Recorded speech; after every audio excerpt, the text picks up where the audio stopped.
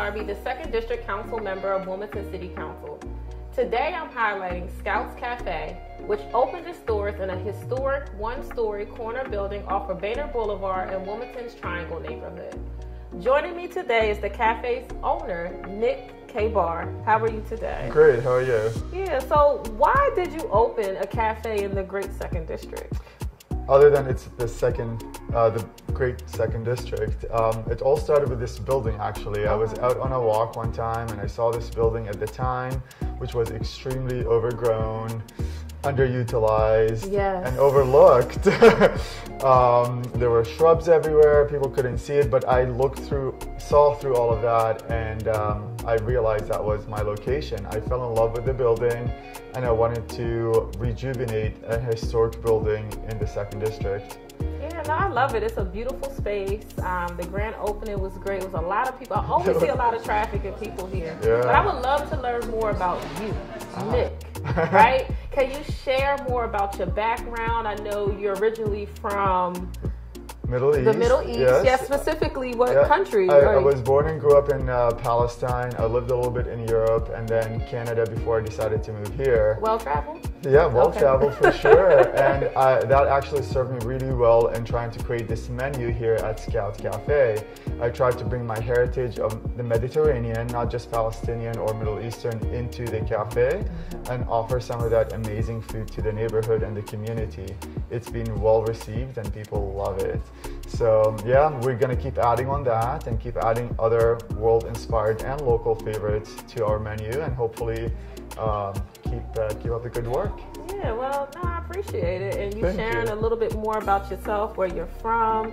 Were there any challenges for you as you're from the Middle East, coming here to America and opening your own cafe? Were there any difficulties or challenges?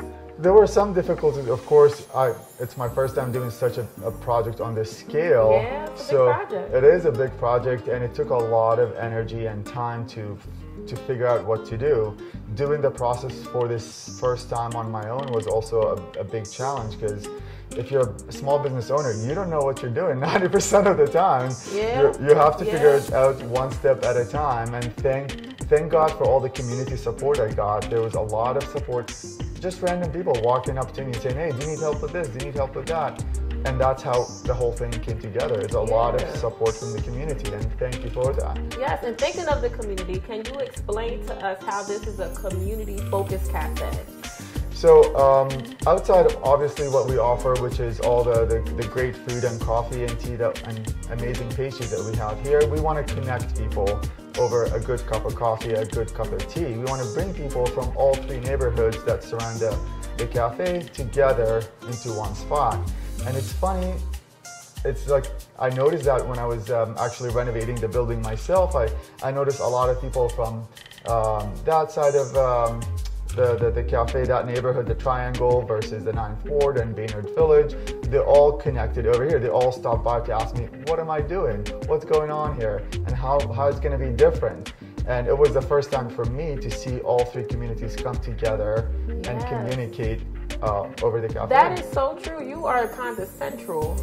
We are. All of the 3 different parts, or one of the 3 different parts of the 2nd District, and being able to bring them together, I think, is important, right? And you're doing great community work just by that. We try. Yes, and one other community aspect that I heard, these tables were built by the Challenge Program. The Challenge Program, right? That's another community aspect. Of course. The Challenge Program, isn't it a program where there's young people who are doing construction work? Exactly. So the Challenge Program, not this specific building, but all the other buildings, it's reclaimed wood from that would have went to landfill anyway. But this is the Challenge Program where they actually hire at-risk youth from the city to teach them how to be carpenters, blacksmiths, or any different trade, and actually secure them a job. So people that built these tables were the kids that are graduating the program, and they came here and put them together.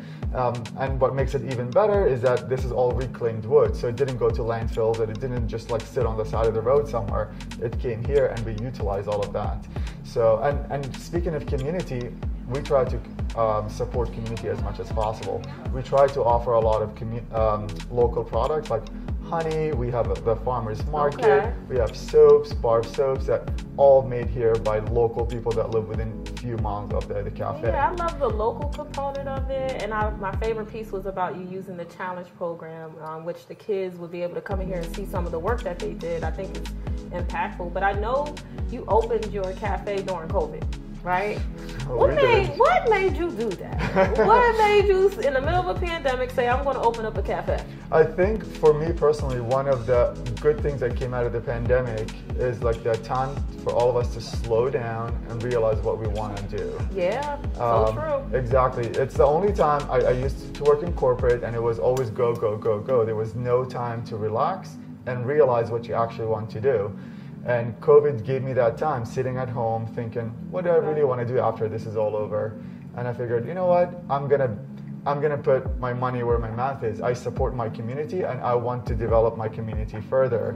Even though I don't immediately live in this community, I just live up the road, but this is where I want to invest and want it to be to support this community. Yes, no, thank you. Of because course. The second district, which is North Wilmington, this part of Wilmington, did not have a cafe, right? And we just got a second cafe, which I'm excited about, but we did not have those type of businesses in our community, so you are a game changer for our district. So if people wanted to come to Scouts Cafe, what are your hours? When can they come? How do they enjoy this space? Of course, everybody's always welcome to come. The only day we're closed for now is Tuesdays. We're open weekdays from 7 a.m. to 3 p.m. and weekends from 8 to 3:30. Okay. Thank you so much, Nick. As Scouts Cafe continues to bring local community together through food, coffee, and partnering with local businesses, be sure to visit their website at scout-cafe.com to learn more. I'm Shané Darby, your council member of Wilmington's 2nd District.